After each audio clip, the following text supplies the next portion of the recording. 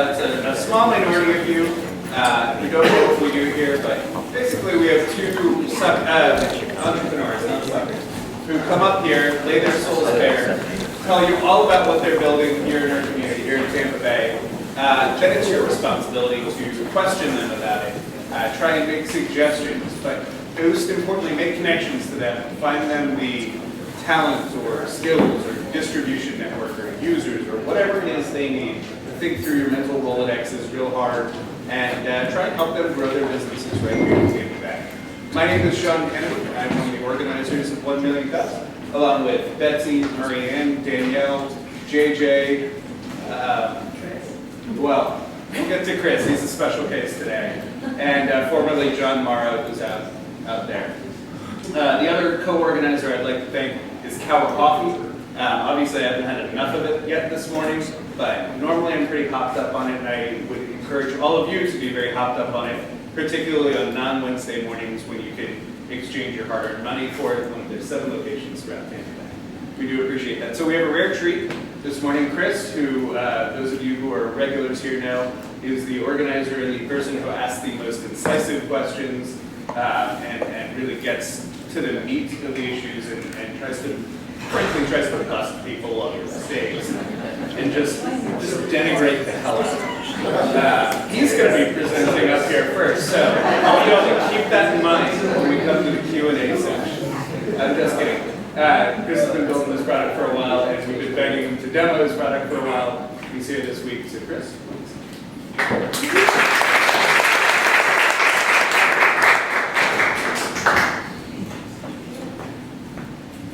Make sure to bring somebody else up here with me so you feel bad. Questions. All right. Thank you, everybody, for giving me the opportunity to present today. My name is Chris Bennett again. I'm the founder of a company called Colio. And I'm Brina Wilson, and I'm the marketing coordinator for Colio, along with the 1021 police staff that we're presenting today. For the next 6 minutes, we're going to show you a little bit about a new map for patrol officers named 1021. First of all, does anybody know what 1021 means? Anybody in the police military? Is that officer name? No, it means make a phone call. So 10-4 is acknowledge something. 1021, if you're about, it means go out and make a phone call. So it's a phone call to police. First, a little bit about Colio, the company behind the product 1021. I founded Colio 5 years ago this month. We are a team of 16 people down on 6th and Central in the Marble Side building in St. Pete. We're about half retired law enforcement that represent our product, and the other half are support engineers, back to the office people, all kinds of folks that kind of help keep the ship moving. Now, what does Colio do normally beyond the product 1021? We put guys like these behind us. It's a little oversimplification, but everybody gets that, right? But in all seriousness, what our technology is largely focused on over the past 5 years is we work for undercover investigators, for the covert investigators who are working hard every day to keep child predators, human traffickers, folks like that out of your neighborhood and behind bars. So we give them the tools that they need to keep up with the modern criminals that are always trying to evade law enforcement. But today we're not here to talk about that. We're here to talk about a new product where now after 5 years we're trying something in the patrol or uniformed law enforcement market. I'm going to show you play a little story to illustrate what the product is. So let's say Brianna's bike was stolen down here in St. Pete last week. What does she do? Your bike is stolen, anything happens, call the police, you file a police report. So Brianna files a police report with Officer Mike from St. Pete Police, and then guess what? The next couple of days, her bike shows up in the Landing Park. Awesome. Now what's Officer Mike going to do? He's going to get on his phone and go to call Brianna and say, hey, here's the good news, I have your bike. But the fact that everyone may not know is that police officers, by and large in the U.S., are no longer issued agency or department cell phones. There was a time where you got like a work phone. Now, cops and cutting budgets, sorry, your personal iPhone or Android is the only tool you have to make that call. So if you're on the job and you're calling tons of citizens every day, do you think you're going to give them out your personal phone number? Absolutely not. So pretty much all cops, they block their cell phone number and they use their personal phone when they're making calls. So So when Officer Mike calls Brianna and says, you know, to say, hey, we found your bike, what do you think she's gonna do? Call him back. I'm going to decline the call. In fact, 64% of people will not answer a phone call from a blocked or unknown number. So to put it in other words, a citizen most likely is not going to answer a phone call from a police officer. Instead, Officer Mike will leave me a voicemail. Oh, I'm sorry. Instead, Officer Mike will leave me a voicemail, but what phone number do you think he would leave me to call him back at? It's most likely going to be a non-emergency phone number for the St. Pete Police Department. So I really, really want my bike back, so I give that phone number a call. I am now one of nearly 400,000 calls that are fielded to that non-emergency number each year. Now, the dispatcher may either patch me through to Officer Mike if he's on duty, or they may send me to his department voicemail. Officer Mike receives a message that I would like a call back, so he gives me a phone call from the same unknown number. So, to put it bluntly, it's an inefficient loop. It wastes everybody's time. Constant back and forth phone time between me and the police officer. So, here is how 1021 will fix that. Instead, Officer Mike will now launch the 1021 app, and he will give my phone number a call. Instead of receiving a phone call from a blocked or unknown number, I will now receive a phone call from a phone number that has the same area code as my phone number. And now I have a 727 area code. Say I live in Tampa and I had an 813 area code. It would come from the 813 area code. So now I'm going to answer the phone, which is awesome because Officer Mike tells me that I can have my bike. So what happens if I need to call Officer Mike back for a follow-up or if I miss this call? You will hear the following message. If this is an emergency, hang up, then dial 911. I'm sorry, but the officer you dialed is not available right now. If you would like a call back, press 1. Or to reach the operator, press 0. And I will press 1 to inform Officer Mike that I request a call back. Got it. I have notified the officer of your request. Keep in mind that officers work non-standard shifts and may not be able to return your call right away. You see, 1021 intentionally does not ring Officer Mike's phone. Officer Mike works overnight, so instead of bothering him at, say, 10 o'clock in the morning with my phone call, he instead will receive a push notification when he is back on duty and when he opens the app. So now, if he wants to give me a call back, all he has to do is see that he missed my phone call and just press the call back option to bring me back. So where are we now? 1021 was tested with over 100 different departments nationwide so far. We actually just launched in the Apple App Store 3 days ago, and we have 280 users as of today who downloaded the app. The Android version is coming next month, and our official release is going to be on 10/21/15 at the International Chiefs of Police Conference of Chicago. So, if you have any questions regarding the app or if you want to look more into it, we do have a website set up. It's 10-21.com. And we'd like to thank you for your time today. And if you have any questions, we're more than happy to answer them.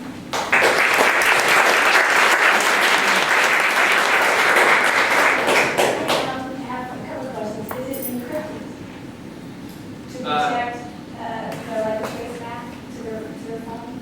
So one of the questions that came up in terms of is encrypted and you trace it back is the whole idea here is not to try to spoof or protect.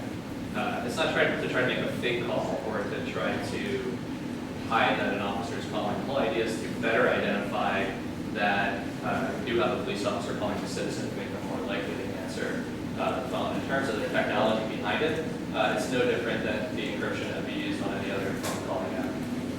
And is it going to be multilingual? Like, because we have such a huge Hispanic community in the area. Is there any way, like, I don't know how to explain it, but like, when I grew up in Houston, like, whenever you dial into the energy company, you just press 1 for English or 2 for Spanish, or like maybe vice versa. But, you know, like a switch for reading a message in another language. That's actually great feedback. We hadn't thought yet of having that same problem as played in English and Spanish, so we'll definitely take that into consideration. Thank you.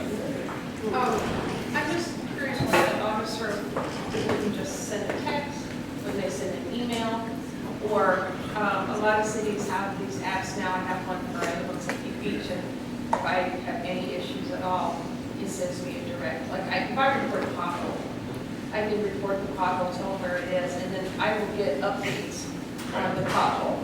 So, I could do that even if I lost my bike or anything else, because it could, it just seems like, why wouldn't that happen? Because it's a personal, what I want to know about what's going on at the beach.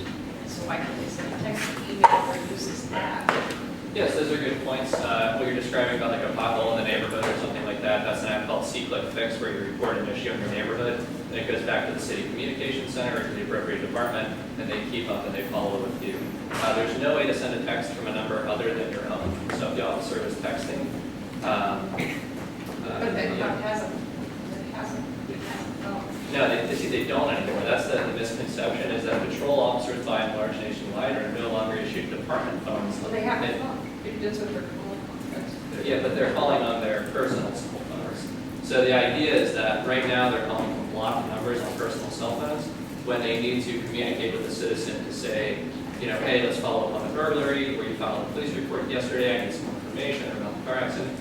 People have to communicate every day on the job. So we're giving them a way to communicate that doesn't cost them any money because it makes free calls when they're from officers, saving officers money, but also saving them time in that if they have to stop and call you and you don't answer, every time they're stopping and trying you again and again, they're not out servicing the community, so it makes sense for that.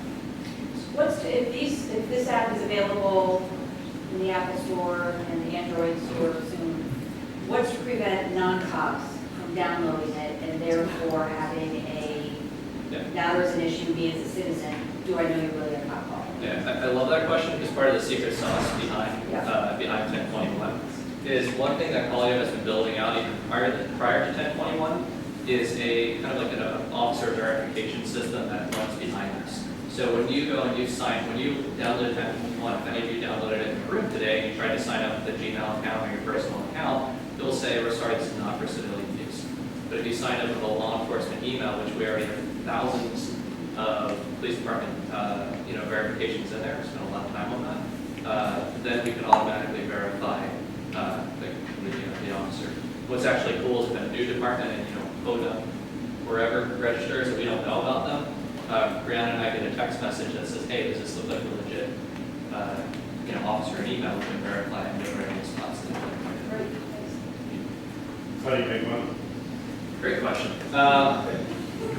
So, again, I've been doing poly in the undercover world for about 5 years. I read an article, I encourage everybody to check it out. It's a side project to see if they're a startup. And I think that people always say in startups, like, don't lose focus, focus, focus, focus. But if you're focused on one thing, that means you're not seeing things that are in your peripheral.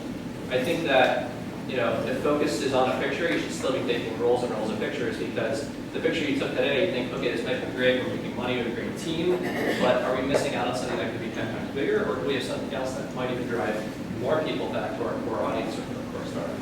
So again, we've been working in an undercover world. The larger number of people out there are this patrol audience. So to give you a good example of how this has already helped Colorado make money today, is we sat down with the local police department 2 weeks ago? A week ago, and normally we'd be meeting with their narcotics guys and their undercover folks and all that, but we said, hey, we got something called 1021, it's for a larger audience. The majors from the other departments, crime against person, burglary, homicide, and all that were around that table, told them all about 1021, they said, well, what's this quality thing, what else do you guys do? At that same table, we had a discussion about our core products and what we did, and we received the credit card payment for $4 grand yesterday.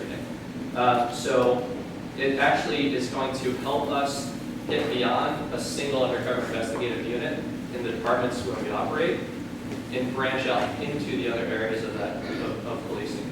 It may have paid upgrades in the future, things like recording a call or things like that, but in the short term, we're just trying to see if this can be a good side project that actually helps grow our core business. Yes. A couple of questions.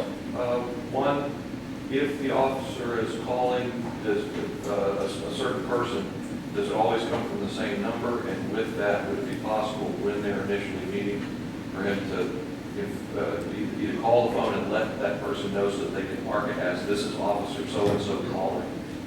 back. So it's not just a random number from your area code. So just one possible opportunity.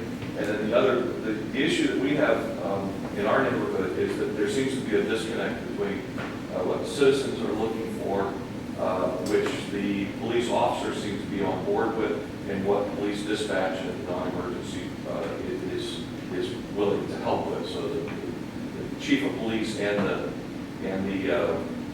the officers are very much in the anti-monkey business. Let's stop things when they're just sort of problematic looking. Let's have someone come out and talk to someone. But when you call police dispatch, sometimes the dispatchers are reluctant to send someone out simply because there's something suspicious going on or whatever. Is there a way to use this to improve that situation? I'll answer the second question, and then I'll let Brianna fill in the first question about the number where it comes from. One of the reasons why, as you described, and I've been through it too, where the officers in your community might want you to get hold of them quickly and help respond because their job is they want to help clean up your community, but again, they don't want to give you their personal number. So that's why they are sending you to dispatch, because they don't want you calling at 10 a.m. when the officer may work overnight. We don't want to. Right, so they didn't have another option on really what to do. So, Brianna, can you tell us why, which numbers they come from? Well, my question is there a way to use this to work around that, or is there you understand, to kind of get the dispatch and that delay, can you use this tool to get that dispatch filtering and that dispatch delay out of the equation? So the 727 is like for the area code for the first question. So say that 7 different St. Pete Police Department or St. Pete Police Department officers are giving different citizens calls back. We don't want the St. Police Department to be using that 727 number that's calling me, for instance, like on their business cards or anything like that. Instead, what needs to happen is the cop needs to call the citizen first and inform the citizen that this is my contact number for you to reach me, because say that I call a citizen who has a 727 number and Chris calls another citizen who also has a 727 number. Both citizens are going to receive the same phone number from that 727 number, but the app is smart enough to know which officer reached out to which citizen. That makes sense. There's some secret sauce in there that, rather than us having to carry a unique phone number for every, 1.5 million law enforcement out there in this country, it's very expensive and be prohibitive to operate for free. We have an intelligent packet routing system where if Officer A calls the citizen through that number. But my question being, is if he's calling the same person, does it always show up as the same phone number calling him? Yes. And it would be possible then for him to inform the person, hey, when I call you, it's going to show up this phone number so that the person can store it as this is St. Pete Police Department calling. Well, yes, and it would be specifically that officer. Okay. So when that officer calls and the citizen, if you get that first call from an officer from that number, he can tell you right there, hey Eric, if you have another issue and you need to reach me directly instead of dispatch, call that number, and then we know through the routing to go to you. Anybody in that? Yes. What made you start a business in this industry? Good question. Yeah. What made me start this? This is my lucky number 13 in terms of incorporated startups. Learned a lot of lessons over the years through other failures. The whole fail fast thing I barely live by. Do something really hard and focus for a year or two. If it doesn't work out, learn from it and keep moving. Prior to this, I had co-founded America's Emergency Network with National Hurricane Center Director Max Mayfield. He used satellites on top of city halls to send out emergency broadcasts during hurricanes and whatnot. That totally failed. We had raised a lot of money. Florida seized this funding, and that just went out. So in that space, I was already involved in a lot of government communications and thinking about communications. And to be quite honest, I lived in a transitional part of historic Uptown and was calling cops and going through that situation all the time. Like, hey, there's another dope deal in the alley. It's a drive-through. Having that experience and having a lot of exposure to that at the same time where I was already involved in government communications. Then I'm sitting there watching To Catch a Predator one night, no lie, and I see on To Catch a Predator, it's a table with a whole bunch of cell phones and tape recorders laid out. And it made me realize, geez, are these guys really buying a new burner prepaid phone every single time they need to do another investigation? That's absolutely the way that law enforcement has been doing it prior to us coming around. And what if they forgot to put the battery in the tape recorder or hit the record button early enough and they missed the first 5 seconds of the conversation? What's going to happen when that goes to court? And the defense attorney's like, well, that's what we said. We were saying it was just a game. So it really just saw that opportunity for a lot of innovation that was missing in the space. I wrote 10 letters to 10 different sheriff's departments in the state of Florida saying, I think there's a better way to do it. And creating judge from Polk County, we all know is the loudest mouth in terms of catching predators, God bless him. He said, hey, I'm going to dedicate a detective once a week to meet with you guys and work through this, and maybe there's something to it.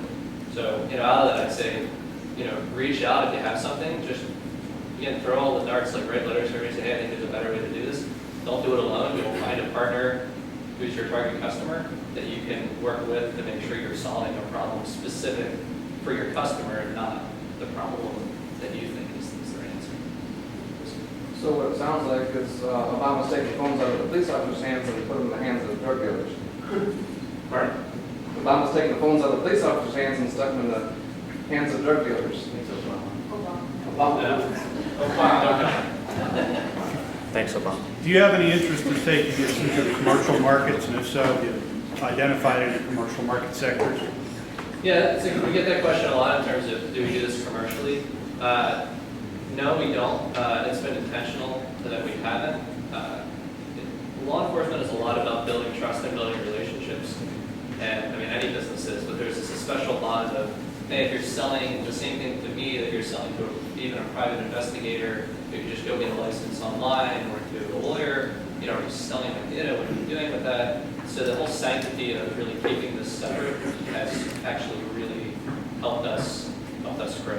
That doesn't exclude that, hey, maybe there's a technology we find one day where it's like, hey, this one thing we figured out how to do is perfect for lawyers, and we branch off and create something separate. So that's always an opportunity, but it's really benefited us to have it. We work for mental health counseling. Yeah. Can you send text from the app? And also just so people know, there already are apps called Burner, so you can get your own Burner number. Like I use it for fundraising calls for nonprofits that are involved with, because I don't want to get on a personal number. There are already apps out there, so this isn't something fully, but I love that it's focused on Discord. So I'm curious, because a lot of people do prefer texts, and people send a text to the app and have to play that same phone number. So you're going to address the texting, and then I guess, well, next week talk about that. Yeah, we're working on the texting. Yeah, the texting is something we're working on. As for the other apps, like Burner, there's other texting apps, like Google Voice, all those things, there's downsides to them. For instance, Burner, you have to pay money to actually use these phone numbers. You have to buy credits, and if you want a new phone number each time you want to call somebody else, it costs a lot of money. Same with Google Voice. If you want to change your phone number, I believe it's $10 to change your number each time. And then too, with Google, there's a lot of data breaching. Everything that you could possibly send to this person or individual, it's law enforcement. You want your security, you want everything to be secure. Everything that you're sending through Google Voice text messages, that could be seen and that could be held by them. So they could look up everything from text messages and phone calls to see who you're calling. So as for using apps like that, law enforcement, I wouldn't suggest it whatsoever. And with Burner too as a follow-up, because I'm usually the audience too, saying like, hey, there's like a million other people that do this.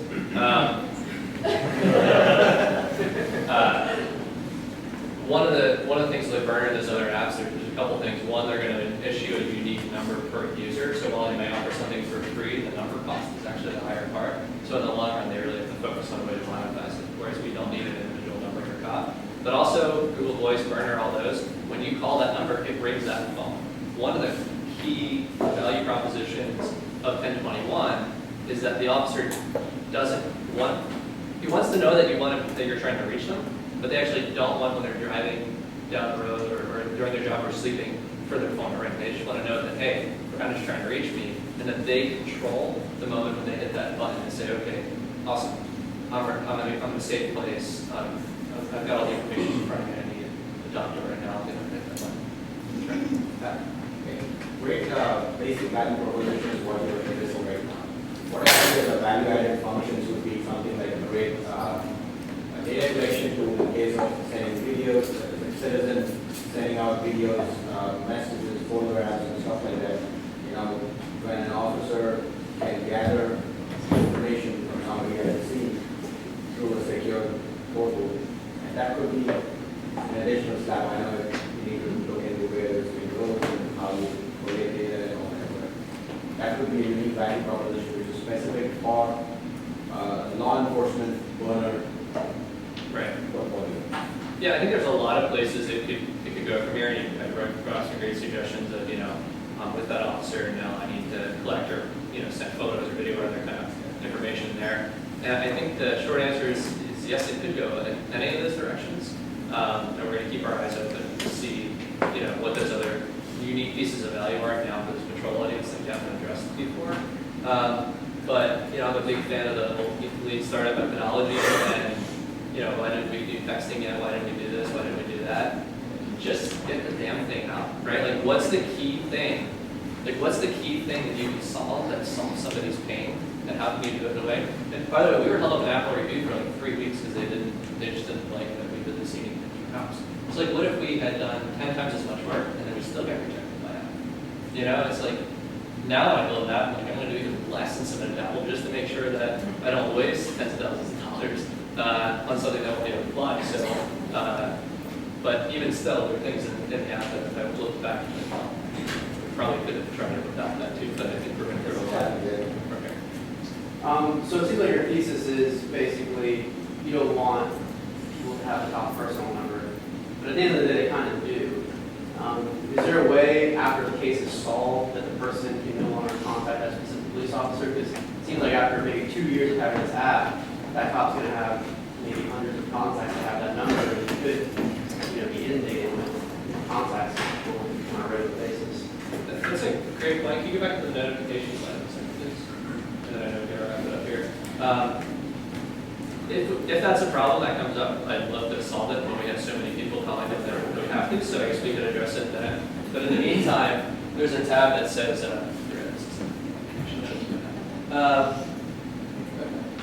because it doesn't bring the officer if a bunch of people call, it just sends them push notifications. You are right. You have a whole bunch of push notifications coming in that can still be annoying, but you have the option of, you can see the people trying to reach you and then decide. But yeah, there might be a way to actually say, like, hey, no, or just ignore if this is a spam call.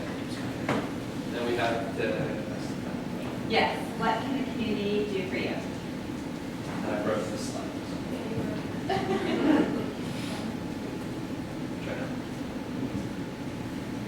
So here's how you guys can help. If you guys know a police officer or anyone in the law enforcement agencies, just tell them about today's presentation. Ask them to download the app. And then, of course, you can provide ongoing suggestions on how technology can improve relationships between law enforcement as well as our community. Even if it's in St. Pete or if it's anywhere else. Thank you.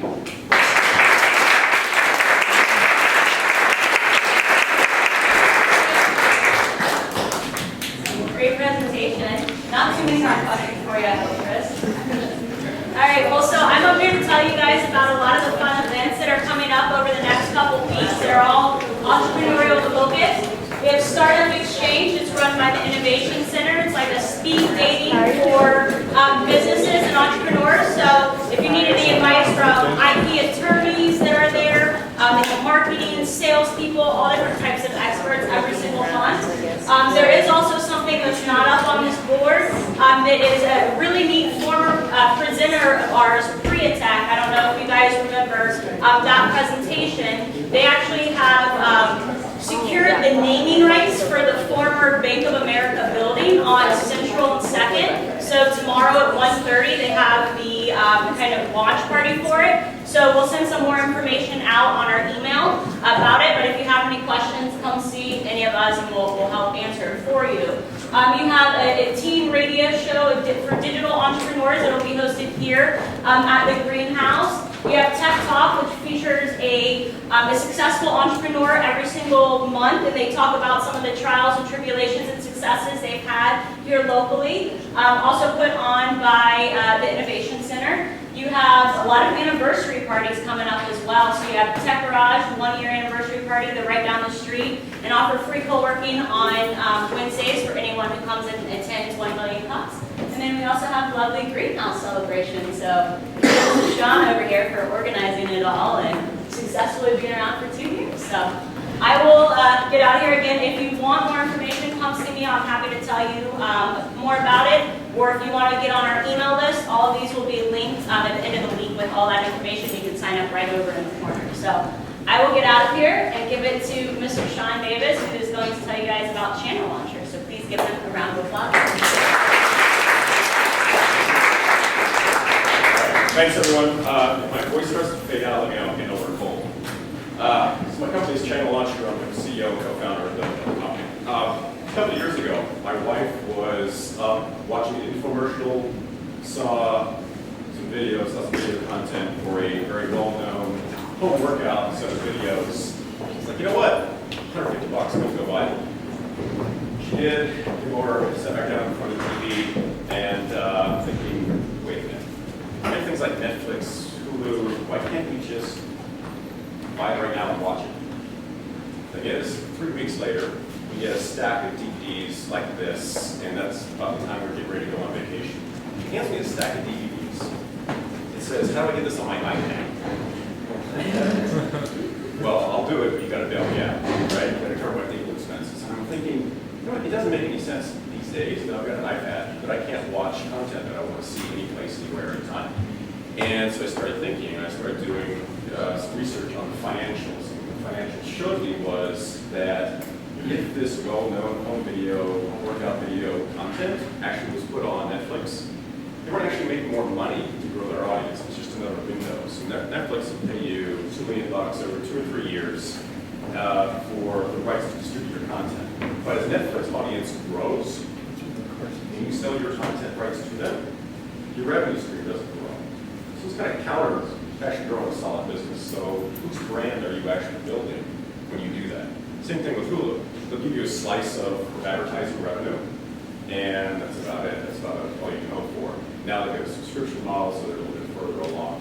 If you distribute your content over YouTube, obviously you're just getting a slice of ad revenue. So here's the thing. There's a total inability for companies that are in that situation, an underserved market. There's no way for them to actually make more money by distributing over Netflix. Wait a minute. What if they had their own Netflix? What would happen if they did that?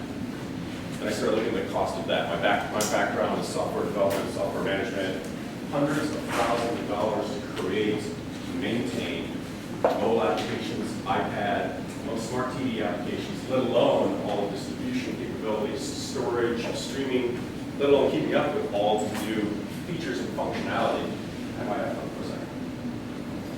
So these things right here, over the past year, the usage has tripled for large form factor tablets, right? It's kind of what they're being called these days. They're outstripping the pace of iPad. They're outstripping the pace of the regular, smaller iPhones, Android, mobile phones for video consumption. Their usage is exploding. How do you know that? Well, you've got to be able to keep track of the market. You've got to be able to understand what's taking place. So doing a lot of research, maintaining updates for software, for the hardware. What else is coming out? We developed for the new Apple TV. That's a lot of cost investments. There's companies out there that have great video, that have great content that people love, people pay for. There's no way to distribute it over mobile. So they're kind of stuck in this middle ground of we can't distribute over Netflix because it doesn't grow our audience. We can't go grow our own development teams and build our own mobile applications because we don't have the upfront cost to keep track of that. So here's a very smart guy. His name is Paul Graham. He's the founder of Y Combinator. He really is kind of at the forefront of keeping track of technology. What he said was that content delivery over the next 10 years or so is going to go one of two ways. Either you're going to have to go to Apple, Netflix, and Hulu to get your video, or infrastructure companies are going to come to market that provide a la carte streaming, a la carte video content distribution, subscription services for the producers of content that people love today. That last statement is exactly what ChannelLauncher does. The problem we are solving is enabling companies that aren't able to afford their own development teams, their own dedicated mobile development teams, and aren't willing to put their content on Netflix and pay them $2 million, and that's all they're going to get, or distribute their content over YouTube. So there's a niche of companies there, great stuff, are kind of at a money. exactly what ChannelLauncher does. We have created an incredible platform that takes great content, gets it to market within weeks, not months, or in some cases years, if at all. And we're able to do it at a very low upfront cost for those video content creators. So things we're going after. We actually launched at CES.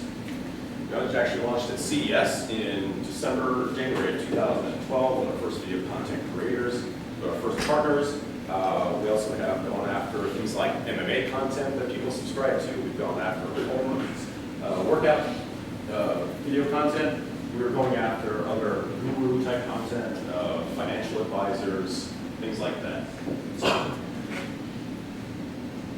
pretty much that summarizes what we do today and what our niche is. The way we make revenue is we take a percentage of the subscription price.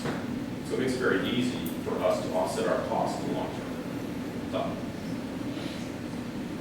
hit me.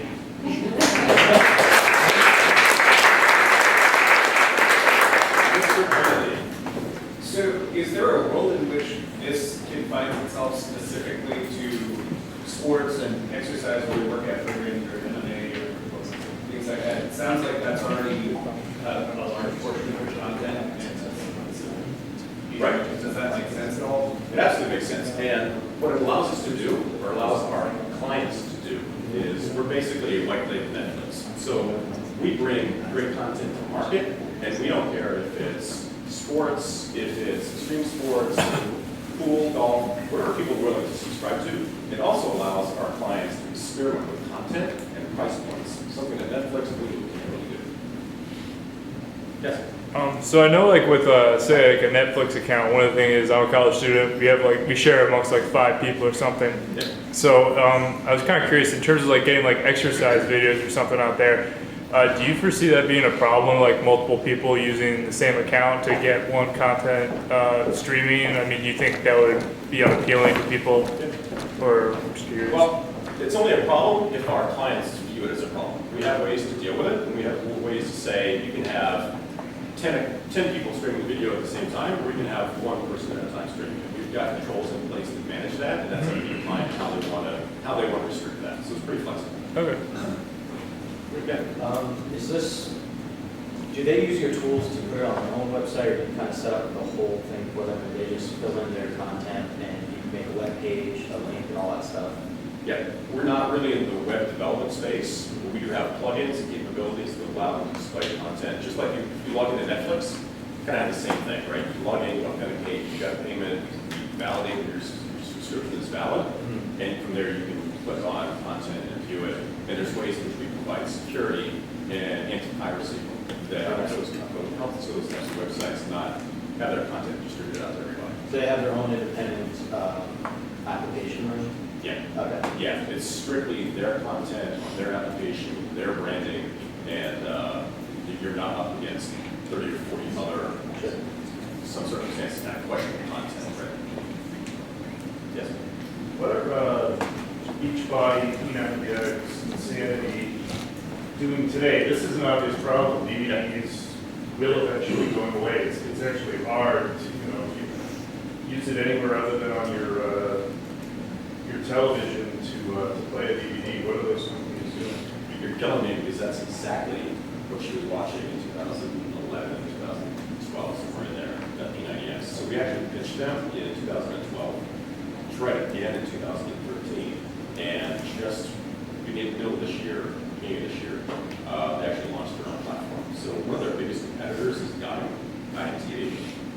They took about 18 months to build their distribution platform. I have no idea what it did. No idea what we tried to build it. It had to be upwards of a year at least. Just missed that one, right? But even Redbox, competitor to Netflix, took 18 months to 2 years. So it's a significant upfront investment. Yeah, I absolutely agree. It is a problem that needs to be solved. It's a super industry. Okay. So what stage of development are you in? What's the traction? What is your Kickstarter? The initial launch, right? Yeah, we launched initially in 2012. And one of my initial investors, not here today for some reason, said you're about 5 years too early to market. You don't know what you're talking about. Okay, 4 years on, we're squiggle chart that says here's how startups go. I'm in this chart right here at this point. So what we have back-end platform all taken care of, right? That's built, to rebuild the past year, we had some issues with it. We rebuilt that, and we rebuilt the front-end applications to work with it. So we actually ran out of time pursuing this opportunity, serving these opportunities. For the past year, we built up a war chest, and we go back after it. So 2012 is when we launched with our initial content creators and partners. We did do that. They're no longer a partner of ours, but there's a lot of work to do. And actually, I found myself inadvertently sitting next to the head of Google's streaming video strategy. And I didn't know who I was sitting next to. I was talking, answering somebody that question from somebody else. And he turns to me and goes, "You're doing subscription video?" Yeah. He goes, "I'm the head of Google's strategy." And both of us just went pale. You know, when you're making Google start to sweat, you're in the right space. So we're not giving up on this one, so we're going back. Yeah. Two things. One, I'm in a startup company that's doing pretty good, but it's kind of, I'm like, I think I got it down pat, everything that they're going to do. And I go to the next meeting and things have changed a little. So that's one thing, adding the changes. But another thing, we're needing to do conferences all over the country. So is this any way that we can use it kind of like a go-to-meeting type thing? I have a card. I'm more than really sure. Okay. So we talked about that before getting up after this. We're not go-to meeting, but I'm sure there's some way we can see what their problem is and we can figure out what the numbers are. Anybody else? Maria? What are some of the challenges you're having right now? Like what keeps you up at night when you're working on this? The pace of this thing? The pace of this thing is ridiculous. John Morrow, back there, posted a link the other day and said, this environment is incredibly difficult and it's extremely fast-paced, and that's absolutely true. All of the encoding mechanisms, the encoding rights licenses, is they have this HTC license for HTC's HT65, which is the encoding mechanisms that most streaming video uses. They came out with a blanket statement in December and started charging a license fee. That license fee eats into just about everybody's revenue stream. So everybody's throwing their hands up, and all of a sudden people are coming out with alternatives to this encoding. And things like that, this changes every day. Then again, back to the large form factors, who would have thought that tablets would be outstripping the pace of iPads? So it's moving so fast, it's awesome. Yes. So what is the subscription fee to your plan for your client, the actual person? Two different things? No, it's actually one, and we work with content partners to set what that subscription rate is, and it's based on what people are going to pay for. So today, you've got a $9.99 or something like that for Netflix. They adjusted it to $10.99. People freak out and say, we're dropping Netflix, right? Well, instead of us having to go through that with all of our clients at the same time, we allow them to set their own pricing strategies and pricing mechanisms. If they want to experiment with raising the prices, great. The rest of our clients are insulated from that. I don't have to worry about it. We take a small percentage of that to cover our network, our hardware, and software development costs. There's no startup fee, it's just a percentage? If they're a huge name, I'm flexible. If they're kind of on the niche side, I'm not sure whether or not because we spend on them to do the marketing as well. So there's a fee to get things started. There's licensing fees and creative fees, all department costs that I have to deal with. And that's at a certain number, but it's not meaning that a serious player in this space would have to call that. Does that answer your question? Yeah. How many subscribers do you have right now? Right now, we're working on a big number of 0 at this point because we started over the past couple months and we shut down for, like I said, we ran out of cash. And so what we're doing is we have 3 clients right now, 3 potential clients we're talking to right now. If we land even with one of those, I don't want to say the numbers on the 30 yet, but that number will go from 0 to significant. I just have an idea that might give you some extra content, and I don't know if you've ever heard of them or not. Do you know what World TV is? No. World TV. World TV, okay. World TV is, say like show, or you've written a book, or you have a product line and you want to brand yourself, you can literally go to World TV and literally reserve your name at World TV and create your own channel at World TV. That's free. But if you are selling content and you go to World TV, it seems like to me that it would be really easy to cut a great deal with a lot of people at World TV because that's free and you're selling. And maybe just pick the cream of the crop.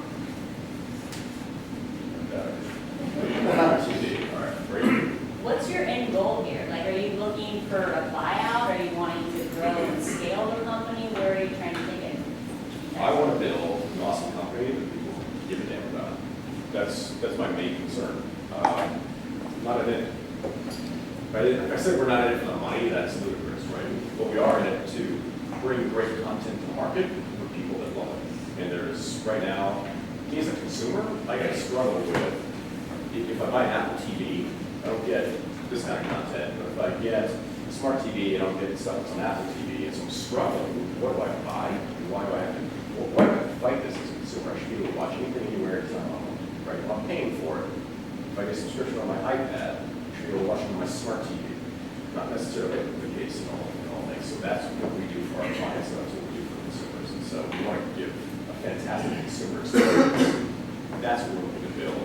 Slow is a great company. Yes. Last week we saw a presentation by Rapport 24/7. Are you familiar with them? I think I've heard of them, but I'm not. It seems to me like it's pretty much the same. Can you? I guess if you don't know much about them, you can tell me what the difference is. But They push the video out for you. It's a little different. Yeah, they're helping to create that video content to get it out to different channels. So, it seems to me like it's pretty much the same. I mean, am I missing something? But Yeah, we're not in the creation of content. We're not in that business. That's not my yeah, the way I understood the 24/7 was that they help people just put out videos, content. Are they on? Where are they pushing to? Blogs. They have a lot of. They show like I don't remember exactly, but. I think the previous company was mostly focused on, like an SEO kind of for videos. They were doing the power of 57, where they put it into all channels, but they don't own any channels, so it's pretty different from the way, right? But they were into video promotions. So they blast it out, get some traction and that kind of stuff. So that makes sense to me. It makes sense to help distribution from that perspective. What we do is the actual view it on your mobile devices, smart TVs, whichever. And what kind of objections and concerns are you hearing from potential clients? I don't know much time. But what I usually run into with some of the MMA clients and kind of golf training videos, what we heard almost to a company. It's too early. We want to wait and see how this plays out. We don't have enough content. Not worth our time right now. We don't think this is going to play out. Those four things. That was a year ago when I had to make the regrettable decision to shut things down and get a regular job. My wife was in a company. Right? So fast forward a year, that what it's called is OTT or over the top. It's the distribution without cable. You get to see great content without cable, right? So it's PlayStation 3, PlayStation 4, Xbox, you're getting all the video there. That's called OTT, over the top. Fast forward a year, it's still in chaos, but there's a little bit more clarity, and now I'm starting to get more response from people. Now I'm starting to get companies coming out to us saying, we talked to you a year ago, we didn't really want to do that. Our opinion is starting to change all of a sudden. So, yeah, just what would be the potential downside of just trying it? It's just, additional for them, right? Right. It's focus.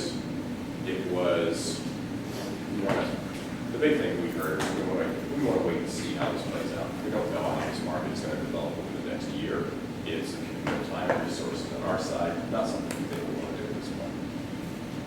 Paraphrasing some of that, but yeah, my mind is like, well, it's a no-brainer why you're not doing it. Yeah. So what were your biggest expenditures, and did you finish a full cross-channel or cross-platform channel? Yeah, we did. You did? Yeah. And so proportionately, how much was legal, how much was tech, how much was marketing? Honestly, the tech was the smallest. The legal was small. was the biggest. Yeah, that's not the right figure. Well, one of the things we did was follow kind of the lean startup principles where you're building very small pieces at a time. So you figure out exactly what you do need to build, and that's where you start your investment. So things like Android, iOS, was obvious, smart TV. For me, I was thinking our content partners were going to push off large formats. Research came out over the past month or so that said we've sold fewer TVs in the past quarter than ever before. That decline is really starting to show itself. And so I thought people would not want to go to the large form TVs. Sure enough, that was the third most popular thing they were asking for, right, going to iOS, or iOS and Android. So legal is a killer. Right. You gotta really know your basis. That was the biggest, I'd say. 40% maybe. So, wow, so maybe a partnership with a legal expert who, would you like an equity offer? Okay. What I would recommend is get an accelerator, and they take care of that for you. You land yourself in an accelerator like we did, that helps out tremendously. So, yeah.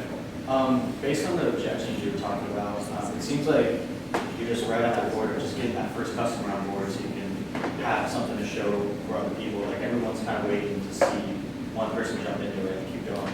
Have you considered reaching like independent content creators, like just regular people that use YouTube or use other channels, and basically say like, here's a way you can create a subscription model and get better engagement with your audience, things like that? I may or may not have. That's part of our marketing strategy, and if you've got 50,000 subscribers on YouTube, we don't know yet what that conversion rate looks like, but I want to find out. So we may or may not be pursuing like mid-tier content creators. So I don't want to run into the head of people's video strategy again. So, yes. Okay, so what is the number one benefit that you bring to the table? Why, when you go to talk to somebody, what do you tell them that says, you want to buy from me? If you were to do this yourself, it takes you 2 years to get to market. That's not good. Why should I buy from you? You should buy from us because what we can do for you in 2 weeks, you can do for yourself today. So what is that? What is that?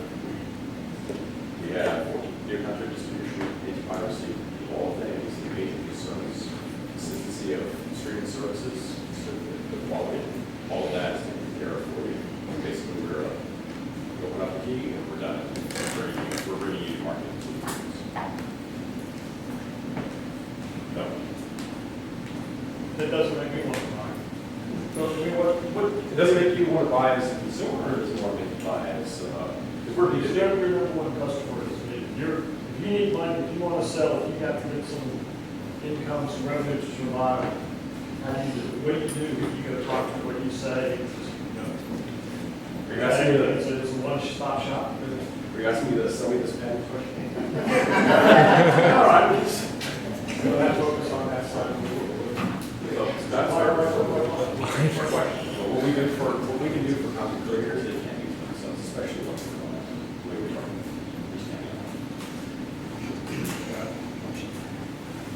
Anybody else have a I have just a really kind of basic question, it's maybe even more basic than his, but I have a really interesting reason why that I'm asking.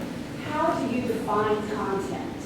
And I'm going to ask a really weird question, which is, I so see how if you go after the Hollywood market of Netflix and all that, wow, that's, they've got really big budgets and they've got amazing marketing and advertising, people and plans in place. That's a hard thing to compete against for anybody, no matter how good you are. If there's a way to maybe redefine and expand your content, and what I just said about the world TV, I'm not taking that back, but it just like kind of jumped in my head. almost every day, I'm trying to get my Spanish back, so almost every day I'm working on my Spanish online. The educational programs are such a huge money generator for online content, and a lot of them are, you know, DVD, streaming video, that kind of thing. Blind is not, but you know, a lot of them are. That seems like it would be a huge area for you to be able to tap and really do well. And I so understand when we did one and do sports or do Netflix, it's not the good thing. You know, it's educational. But you know, there's a lot of money in it. Well, here's how I define content. You've got Netflix, Hollywood, big budget TV blockbusters, all that, right? That's okay. Then you have cat videos. Way out there. They're actually way out. We're there. We're here. I just encourage you to I don't know if you ever did, you know, what kinds of sets and demographics you did for your age and your nationalities and the sex of viewership. But I'll just say there's so much money in that other, and I looked at it for maybe like 15 years, and I looked at it through, you know, the Rosetta Stone, the Pizarro, but, you know, in the beginning, that's what there was, and that converted to, you know, streaming video and just video programs and services as part of, you know, monthly service payments that people sign up for online, and it's really common. I would just think it might be far easier to get someone like that to work with you. Yeah. No, and I agree. I have no interest in taking the organization into this Netflix, cable TV reform. The legal implications and the way those contracts are put together like spaghetti with no part of it. So we're going for that mid-tier that's underserved, that they're either in a bind, they can't distribute more DVDs, nobody's buying DVDs, right? That market, that ship is sailed. And they don't want to distribute over Netflix because they don't want to just get $2 million for distribution rights for the next couple of years, right? There's a way that we help those companies that they can't do for themselves, because what we, at scale, what we do is far more cost effective.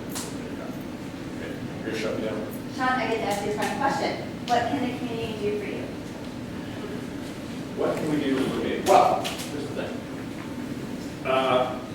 Honestly, keep on doing what you're doing, because you're changing viewer habits, are forcing this market to accelerate. You're forcing this market to become clearer and clearer. Another year, I don't know what it's going to look like, but it's either going to be a whole lot easier or even worse than it is today. But either way, it kind of plays into our hand. If it's worse, if it's more complicated, if it's more convoluted, we've got more clients than once.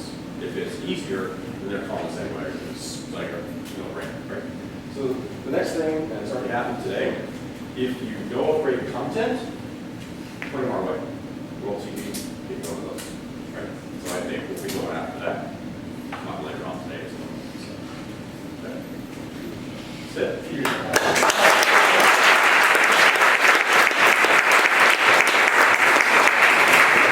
Well, thank you again for all coming out this morning. Quick little housekeeping item. If any of you guys know startups in the area that are looking to present, please send them our way. We'll talk with any company from concept stage up to about 4 years in business. So if you know of anyone that you think might have some interest, please send them our way. Neat thing with presenting at 1 Million Cups here, you have 74 other locations around the U.S. that you can present at. 7 of which being here in the state of Florida. So it's a great way to get plugged into the entrepreneurial communities in those set areas. So please, if you know anyone, have them come see one of our organizers, direct them to 1millioncup.com/St. Pete, and we'd love to have them. So thank you all again for coming. Have a great one.